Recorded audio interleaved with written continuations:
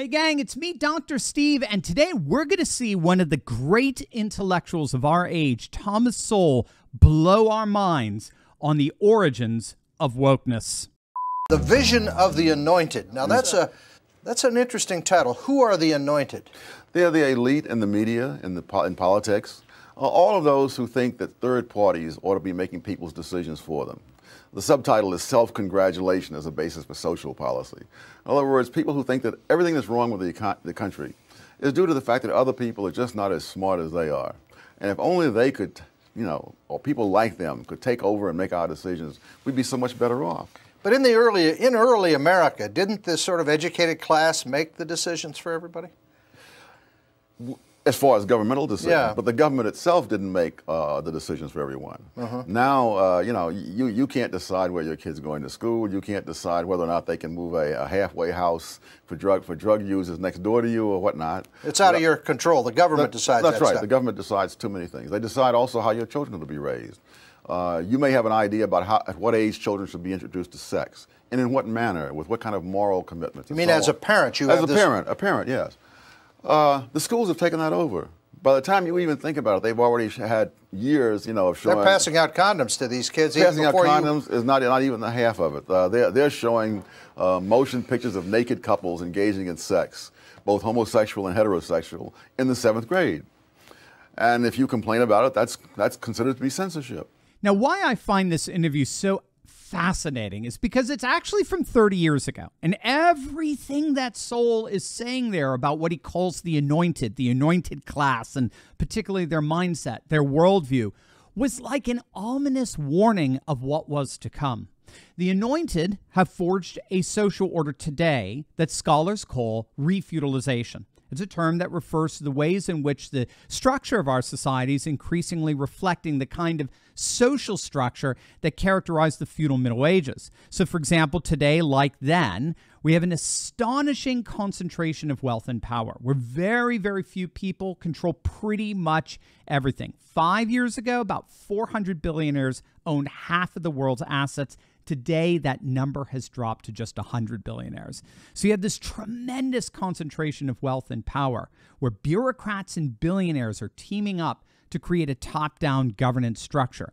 And next to that, we're seeing the rise of a comparable kind of religious fundamentalism. But of course, the fundamentalism today involves all things woke, the environment, gender, race, LGBT. But the key here is that, like with religious fundamentalism, as it were, there is simply no room for dissent. Dissenters are heretics. And instead of a clerical class enforcing the new dogma, it's a clerisy class, a class of pseudo-intellectuals from the universities, the professions, the media, the credentialed class that are imposing an ideological inquisition on the whole of the population.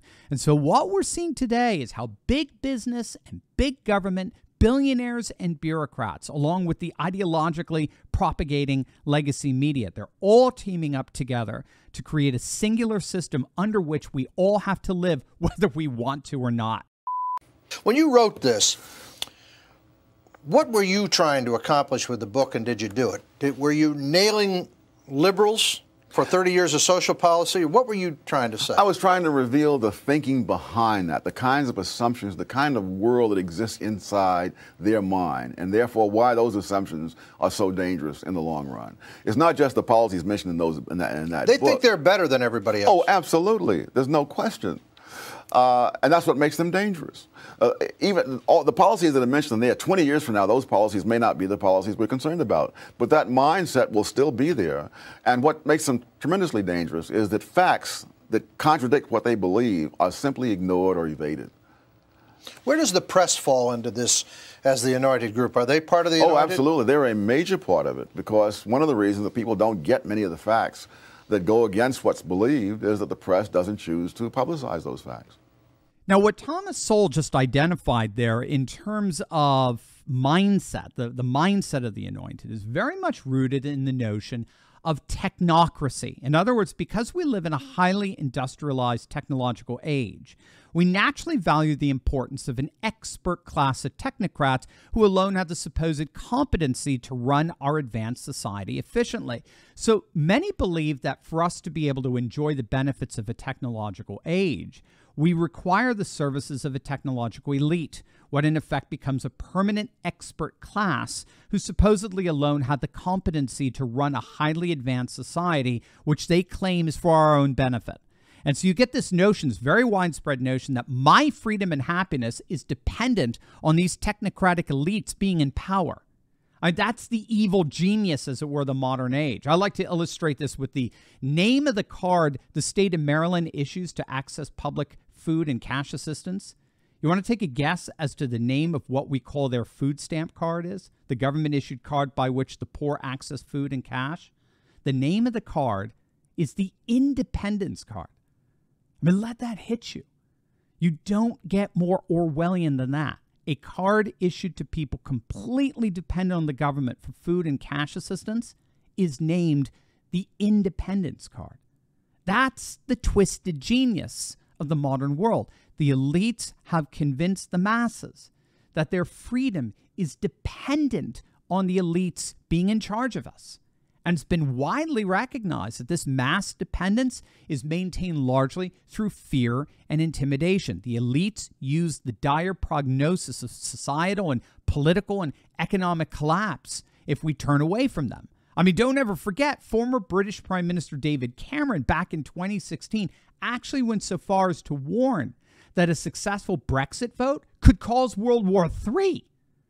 That's the kind of hysteria that they're willing to try to whip up in order to stay in power. How do the anointed refer to people they don't agree with? All sorts of ways, but I think the main thing is they believe that you're not merely in error but in sin. In other words, they can't believe that you're just mistaken. You must have sold out. You must be something warped about you. Again, this is just so good. I mean, remember, this is an interview 30 years ago, and that's precisely what we see today with the modern day woke. There isn't a liberal bone in the cultural Marxist body. It's inherently tyrannical and totalitarian precisely because it doesn't allow for any legitimate dissent. And so every news event has to be spun in such a way that disparages and denigrates dissenters. If you have a worldview that does not allow for dissent, dissenters are by definition profane. They're infidels. They must be excommunicated from society. So that's why wokeness necessitates cancel culture. Cancel culture is, in effect, a modern-day form of excommunication. Where did this country get off the track and decide that the federal government should make most of our decisions? Well, it started to some extent in the New Deal, but I think the 1960s is sort of the golden age, if you want to put it that way, of this whole mindset. And that's what the book's about. It's about a mindset. It's not about a series of policies, but of showing how in policy after policy, those who think a certain way will try to take over other people's decisions. Yeah, Thomas Sowell's absolutely right. The 1960s are a key decade here because that's the decade when really we begin to see the influence of an academic movement known as the Frankfurt School, which was a group of European academics who came over to the United States to escape Hitler, but brought their cultural Marxist ideas to the American university. And it was really in the 60s when those ideas began to flourish in universities across the nation. And at the heart of the Frankfurt School's ideology is this notion of critical theory, which teaches students how to supposedly expose everything in our culture, from our politics to our economics to our entertainment, our fashion, you name it, as inherently racist, sexist, and homophobic. See, that's the key to wokeness. Wokeness, in effect, recasts everything in society as comprised of two groups of people, an oppressor group and an oppressed group. And we know who belongs to which group based on our race, our gender, and our sexual orientation. And eventually, critical theory entered into our K-12 classrooms through the broader notion of what's called critical pedagogy, from which we get things like CRT, right, critical race theory, but then that developed into all kinds of applications, critical gender theory, and eventually critical sex theory. So that's the origin, the intellectual origin of the woke mind virus. Is Jesse Jackson good for African Americans or not? He's not. Good for himself. Good for himself. And that's true of most ethnic leaders in most groups, in most countries, in most periods of history. That what will serve his interest is to keep people paranoid, dependent upon him, dependent upon government. What will serve their interest is typically just the opposite. That's pretty interesting. So you're saying that the leaders, whatever group, whatever leader, wants the people to be poor and dependent on them as opposed to dependent on themselves. Oh, absolutely. And you see this in the greatest cynicism in the academic world, where in many places, black organizations on campus have a say on who gets admitted. And they have turned down blacks with excellent credentials, both as students and as faculty members, for that very reason. Again, just an absolutely brilliant point. A fundamental component of this neo-feudalized society ruled by fundamentalist woke ideology is the rise of what's called the grievance industry. Proponents of grievance claim to be the ones who stand up for and defend the victims, the oppressed of society. But the reality is that grievance politics, they're all about enriching the activists, the activist elite. Grievance politics do little to nothing for those whom the activist elite supposedly represent. We've seen this most explicitly with the Southern Poverty Law Center, the SPLC, which is perhaps more than any other grievance organization turned grievance politics into an industry, a very, very lucrative one. The SPLC, which is a bona fide racket that makes tens of millions of dollars a year smearing conservative organizations and causes. So Thomas Sowell pointed out years ago, grievance politics, by definition, can never be appeased, precisely because such appeasement goes against the business model that enriches activist elites. This is what we call, right, limousine liberals, champagne socialists who run around crying racism, sexism, and discrimination, ultimately in order to get a massive amount of finances reallocated into their own personal bank accounts. Grievance politics makes these woke liberals a lot of money. So there's never an incentive to improve or make things better, because that would, by definition, eliminate the need for these grievance organizations. This really was, I think, an amazing interview that touched so many points that account for the origins and consequences of wokeness, all of which is a testimony to the extraordinary prescience and foresight of this amazing scholar and defender of the truth.